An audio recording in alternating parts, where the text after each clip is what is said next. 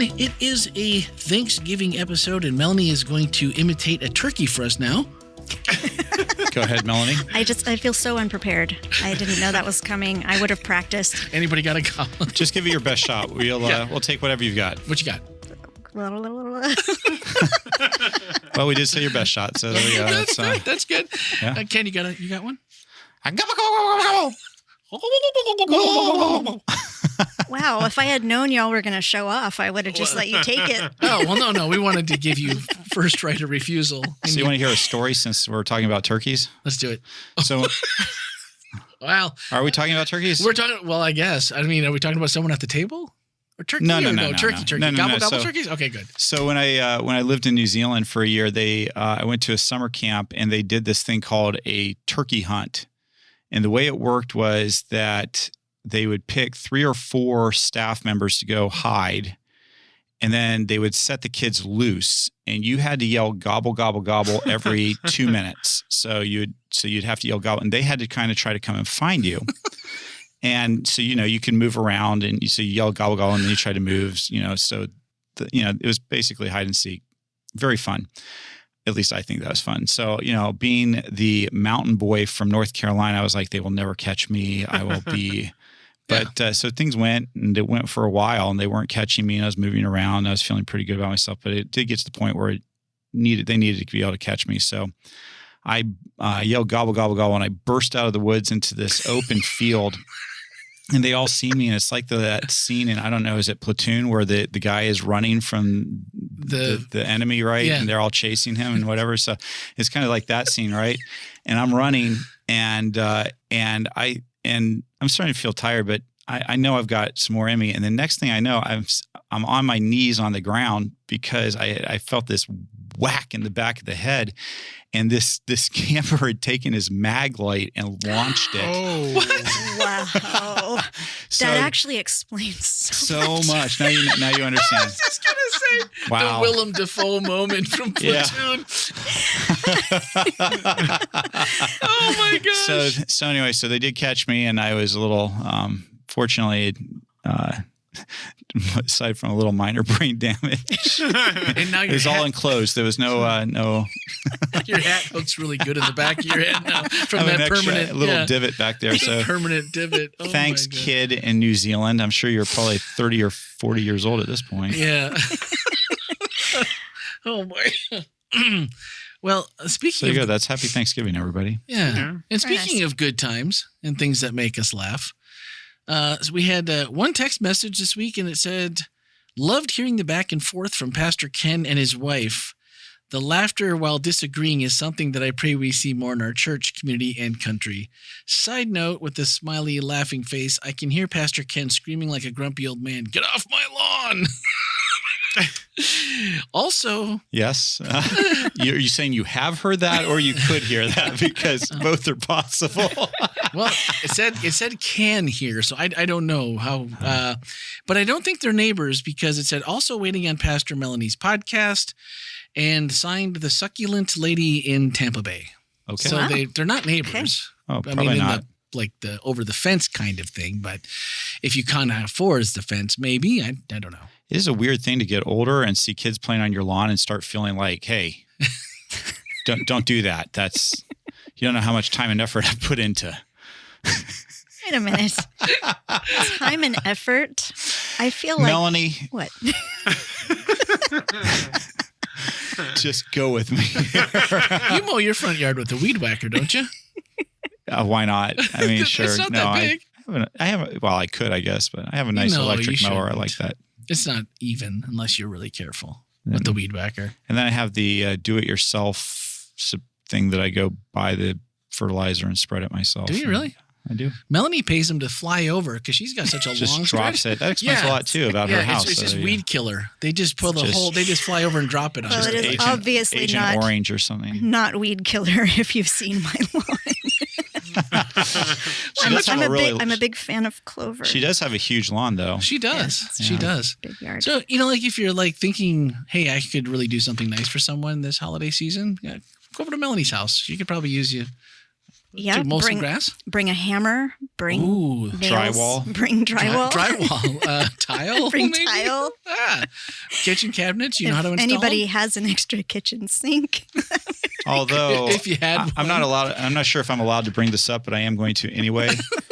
And you can cut it out if Melanie decides it needs to be cut out. But one of the more disturbing things, Melanie's been doing a lot of renovations in her house, and really beautiful renovations. Like, Oh, yeah. it's nice. Mm-hmm. And she finished her bathroom. How long ago? Oh, you're telling on me. Probably a month ago. Yeah. Have you used it yet? No. Is it usable? Yes. What? Wait, if you use it, you got to clean it. It's so perfectly clean and pristine. I just feel like it needs to stay just like virgin territory for a little while longer. How long is a little while longer? Because to me, a month would be pretty well a little while longer. So you literally trek from one end of the house to the other to use the other bathroom. I do. Yeah. I do. Okay. Yes. Hey, have you moved into the other bathroom now? This is No. turning into quite No, the episode. I moved in. To the bathroom I area? just also take things down the hallway. No way! Oh, Stop it. wow. So you actually have your shampoo and all that good stuff in that bathroom. Well, not my shampoo. I have other stuff. Yeah, other stuff. And you like to have a little carrier, and you just I just trek down the carry hall it down the hall. Yeah. I was like, well, it's one thing. So if you want to help her renovate her house so she can move out because she won't want to actually live I'm in just it. gonna live in the yard. It's like a little Shower by garden hose. Little campfire in the back there. Because that's the kitchen right now that needs countertops, right? Yes. But that's what the pool's for. Just right? You take your bath in the pool. What, That's do you fine. actually think you'll use your counters if once they go in? Because I think people might be a little reticent to come help you if there's no point. Because it's funny because I put out some just nice pieces of wood just to sort of cover the cabinets so I could have something. And even those, like yesterday, I spilled something on them, and I thought, oh no, I don't want to spill something on this nice piece of wood that's actually just temporary until the actual. well, let's be honest, wood costs about $1,000 a foot. So I might just move out. yeah. I was worried. There you go. I wasn't as worried until it seems like you're like camping. Like in the bathroom, I got my bag that's in the closet that has my towels and my flip flops and my shampoo, and then I've got the other part with my shampoo, my toothpaste, and all the other necessities. Yeah. And then I grab that and I head down the hall to the bathroom. Yes, that's the way it Shower works. too. Huh. Yes. Well, okay. Especially, well, especially the shower. This is a judge. and your new shower is super nice, It's right? beautiful. You gave us a tour of the place when we had a bunch of staff over there, and it's Tile like is so pretty and so clean. The grout will never look this good again, right? No, and I So is Tim allowed to use it? no. Oh Wow. He comes home to use the. There's your own suffering, and then there's the suffering you impose You on other inflict people. on others. Yes, Wow. he is long suffering soul. Wow. Well, I like it when I know people are sharing in my misery. And we actually, since Melanie got rid of her cabinets from the kitchen, we bought a bunch of them to put in our currently being renovated laundry room because Yes. what they had fit perfectly. Nice. And so right now, if you come to our house, and my aunt who she probably hadn't been to our house in a couple months, and they're renovating a house in Wisconsin, and they have a house here in Orlando. And she walked in and she's like, oh, she's like, I love this. I feel so good about myself right now. And we're like, what? This place is a dump. She's like, I know. Wow. And she's just like, I know. Wow. but she's like, this is what my other house is like.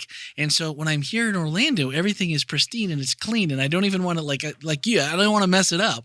And then she walked into our house and was like, because our dining room is full of everything that is dining room and living room is half full. Dining room completely full, can't sit at the table because the entire dining room is packed with all the things that should be in the laundry room. Mm-hmm. So I get that a little bit. I Yeah. mean, mercy. All right. Well, happy Thanksgiving, Happy Thanksgiving. because hopefully you're listening to this on Wednesday. Maybe you're traveling like some of us will be doing tomorrow, Yeah. and you're going to be in the car and you're going to be listening, and it's going to be like, oh, man, And it's going to be a thanks. short episode. So Yeah. you're like, hey, we can listen on our 3-hour trip. We can listen to this at regular speed, and then we're going to be done in 20 minutes. So Might slow it down. Hit it down to half speed. People can be like trying to adjust it. And it's like, no, it doesn't work. So this was, and I'm sad to say, honestly, that I have really been getting into the Elisha story. Yes. And I know Ken. Love Elisha. I can just see his eyes across the desk here that he's sad. He was sad. I actually thought you might have. I wanted to make it a 10-part series, but really, it should have been a 10-part series because there's so much that you could have unpacked in there. There's a whole lot. Yeah. Oh yeah, I think we could actually probably do a full quarter of just without repeating anything. Yeah, just on Elisha. At least. Yeah. I guess we did. There's cover at least that. 16. There's at least 16 individual miracles that you could have talked about. So right there, you've got That's 16 true. weeks, right? Just with that. And we kind of covered that early on. That there's a lot. Yeah, there's a lot going on versus what we thought. Yeah, well, not what we. Sorry. There's this half of the table that knows, and then there's this half of the table. It's like, what? I feel like Elijah. No, much more on Elisha. It's wild. Yeah. So So as we wrap it up, what is the thing that through the 4 weeks, is there a pervasive theme that kind of, other than, the double portion obviously was the name of the series, but when you wrap up, the one thing you hope that, okay, there was more, but here's what we hope you know about Elisha, and maybe is there a challenge to go find more since there's so much on Elisha? I just think that Elisha is the by faith prophet. He lived by faith, and he just doesn't seem last week there was a lot of joking with Rochelle and I, but I definitely don't think I'm like Elisha. I think he's who I really aspire to be. He's just steady. He's just steady. Like, he doesn't seem to get flustered. He doesn't seem to get bothered. He just is steady, and he lives by faith, and he accomplishes so much. And I think it's also a little bit of a tribute to the people out there listening who feel undervalued, whether that's in your relationships with people that you love, or whether it's at work and you feel like people don't see you or really recognize you for how amazing you are. And Elisha, to me, is that guy. He's the guy that is underrated, underappreciated. Everybody talks about Elijah this, Elijah that. And yet here's a guy who is every bit as amazing as Elijah is, and just does some phenomenal things. In fact, when you look at his life and compare it with Jesus, there's so many things that kind of overlap. He's feeding people.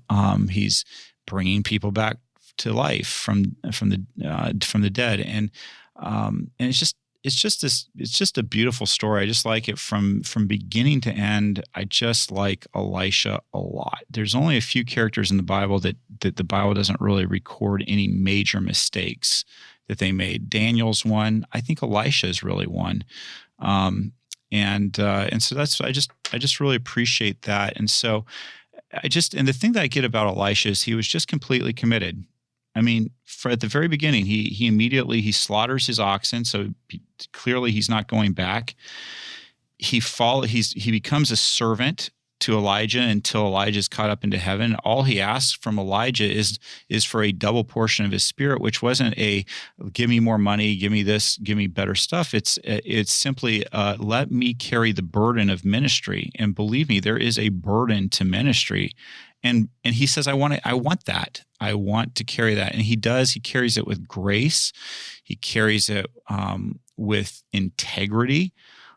He tells the truth, but he's also kind. There's just a empathy about him that he comes across a woman who's not able to have a child, and she doesn't ask him to do anything for you. He says, "What do you want me to do?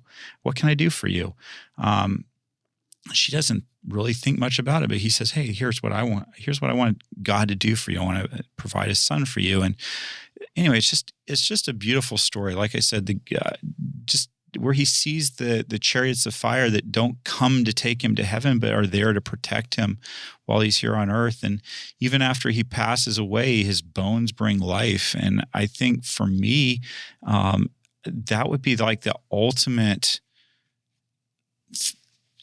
I think what I want is that after I die or leave this earth, whether it's in a chariot of fire, or whether it's, I pass away, or whether Christ comes back, it if Christ doesn't come back, let me put it that way. If Christ doesn't come back, I really want to impact not just my kids, but my grandkids and my great-grandkids. And I would like to think the impact that I have on them would lead to impact on other people as well. And that's just what you see in Elisha's life, that long after he's gone, he makes an impact in this world because of who he was and because of what he accomplished. And so for me, that's the big takeaway. And as we closed out this week, and we talked about this, in 2 Kings, it says that he's in his last illness. And it says the king of Israel came and visited him and wept and said, my father, I see the chariots and charioteers of Israel. He's clearly about to die. The king of Israel kind of knows it, shows up. He's like, hey, what are we going to do without you? Because you've kind of been what's been saving our country up to this point. I remember blinding all those people and bringing them into the capital. What happens now? And Elisha symbolically puts his hands on that king's hands and says, hey, open the windows, shoot an arrow out. And he's shooting in the direction of where his enemy would come from. It's a declaration of war. And he does it. The king shoots the arrow, and Elisha says, that's the arrow of God's victory. Done. You're going to be completely victorious. It's a done deal. And then Elisha says, and now just go ahead and grab those arrows and strike them against the ground. And I mentioned it briefly in the sermon, but scholars disagree on what that means, whether it was pick up the arrows and actually physically hit them on the ground, or whether it was pick up the arrows and shoot them with your bow and arrow.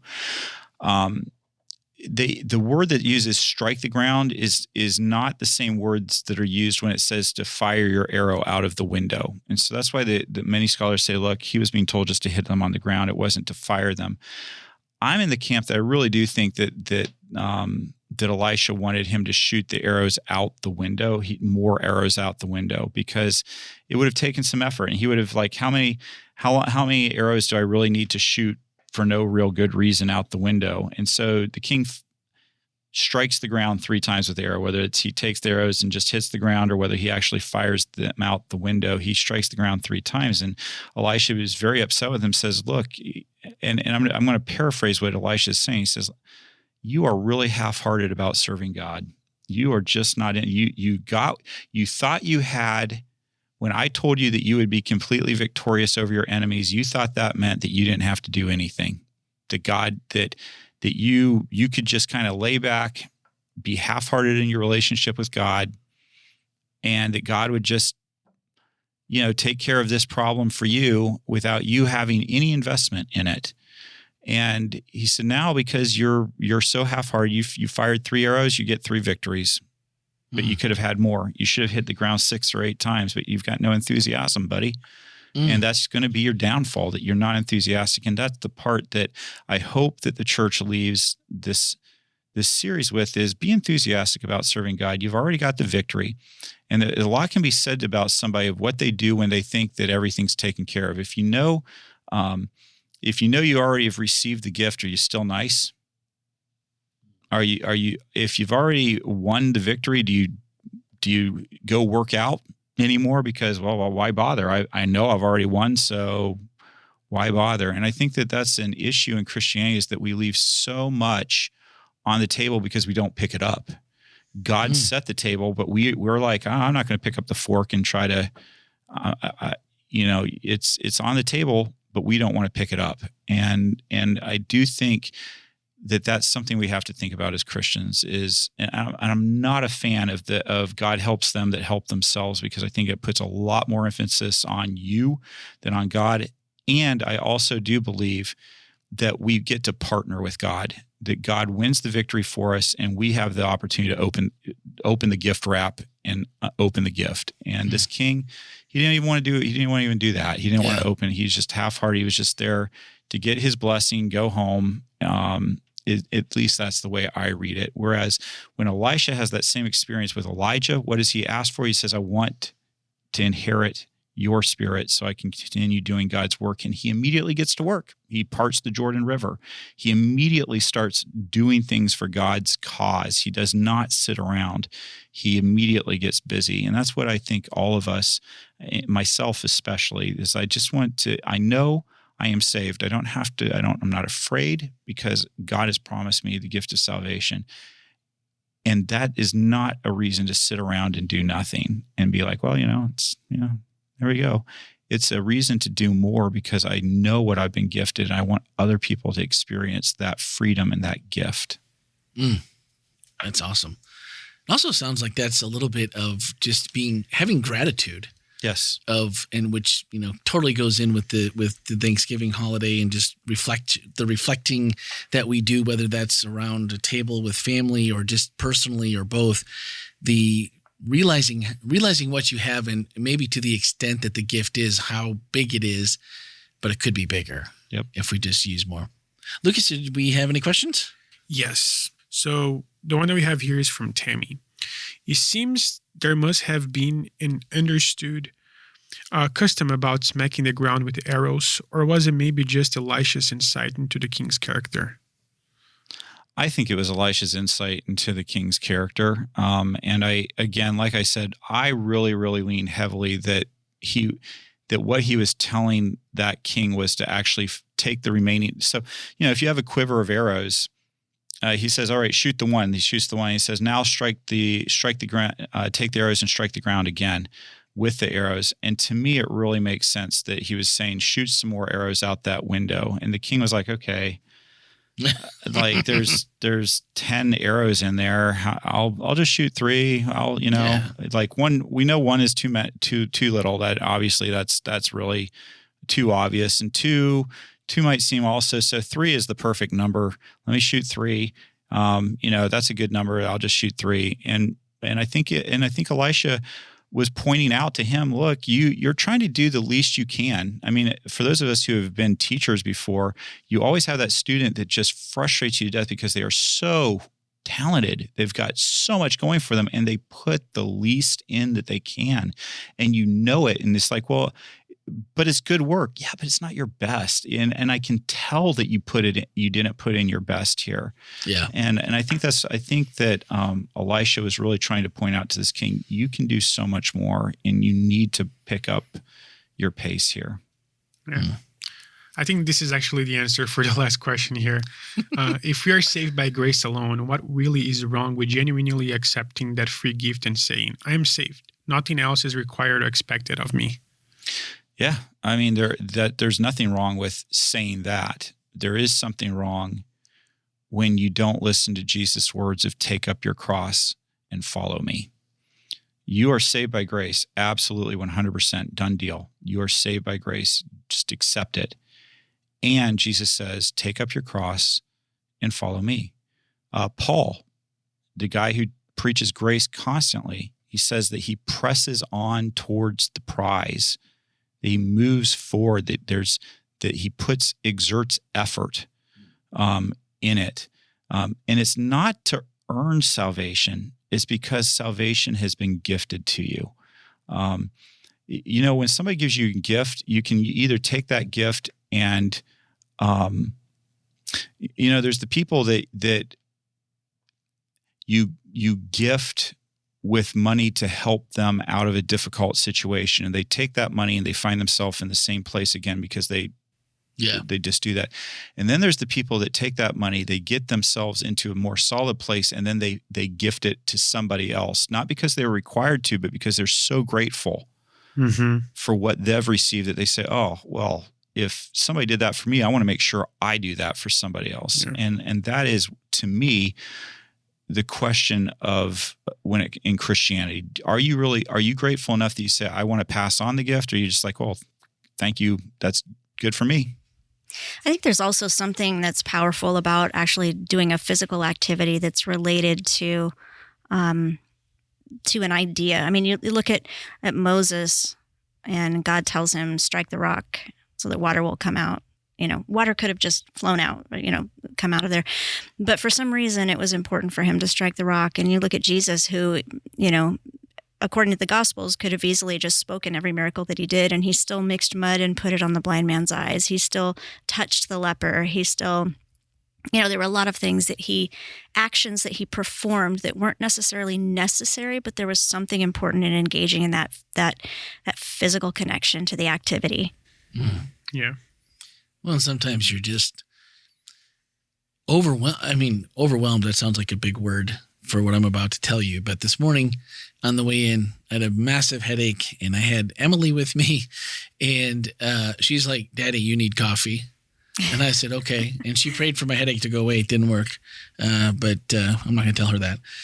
So we stopped at Foxtail right down the street. And it pulled up, and we ordered, and she was excited. She got chocolate milk, and I got out my phone, was going to tap, and he's like, "Hey, King, I got you." And I was like, "Who's got me?" He's like, "I got you." And I was looking behind me. He's like, no, there's nobody behind you. He's just like, "But no, it's on me." And usually I'm like, there was no one behind me. I guess I couldn't have paid it forward because I had to go. But I mean, I said thank you, but it didn't felt like I should have done something different. But I was totally just off in some other world where I was like, wow, this guy bought my coffee this morning. That's nice. And it was super nice, but then it left me with something. So now somewhere this weekend, someone's getting coffee behind me in some line somewhere. I'm going to have to pay it forward. So wait, is your headache gone? It is gone now. Okay, then I guess Emily's prayer was answered. Yeah.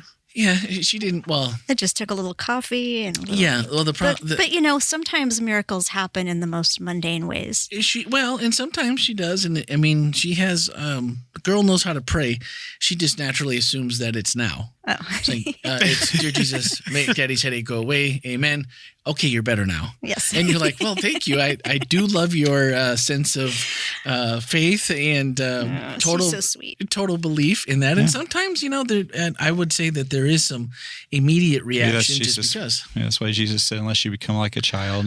Exactly. Yeah. So the other thing is, gratitude. A couple years ago, we did a prayer room for Advent Health, and it was on gratitude. And it was probably the one that of all the things we did over probably 10 years of doing them, it's the one I liked the most.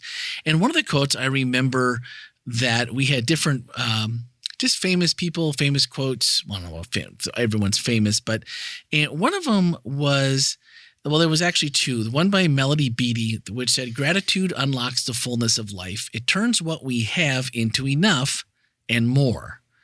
And also by Meister Eckhart, he said, "If the only prayer you ever said in your entire life is thank you, it will be enough." And those are two of my favorite quotes that if you just stop and think about them for a little bit, even when things aren't the best, whether that's in relationships that you have or just in life in general or, finances, if we really stop and think about where we are, most of us can come up with, I really should be grateful for a bunch of things because I'm pretty blessed.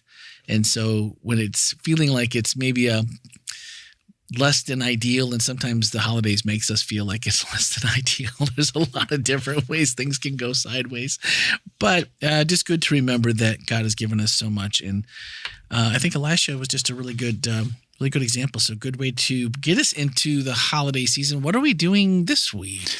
We have guest speakers this week. That's right. It's our Voices of Whole Life series where we have our Whole Life church members who do a sermon. This is the final one. We usually have 4 of them a year. This is our 4th one this year. And it's by a whisker that it's by church members, right? Yeah, just barely. So by the skin of your teeth. They're actually going to be voted into membership on Sabbath. All right. And so I told them they had to sing for their supper. Yeah. So Brad and Julie Cassell, if you all don't know them, they are wonderful people. Brad was most recently the pastor at the Celebration Church here in Florida. And now he serves as the associate ministerial director for the district that Whole Life actually falls into in the Florida Conference. And so he is my direct supervisor. And then Julie teaches at Forest Lake Education Center, teaches Bible up there, and his wife. And so one of the things Melanie and I have enjoyed is seeing husband and wife teams preaching. Mm-hmm. And so we are really excited they were willing to take that on for us. And that'll be happening this Sabbath. You don't want to miss it. I know they rehearsed this morning, right? Yep. I heard it twice. All right. It's good. And I heard she makes a mean bowl of chili. Yeah. I'm not sure that I can I don't know if I'd be able to handle the heat that she can bring, because Brad mentioned that there were jalapenos. Yes. Lots of jalapenos. And jalapenos and me don't usually get along very well, so I'm not sure I could handle it. I'm probably too. Well, Julie is just really taking on the WholeLife member.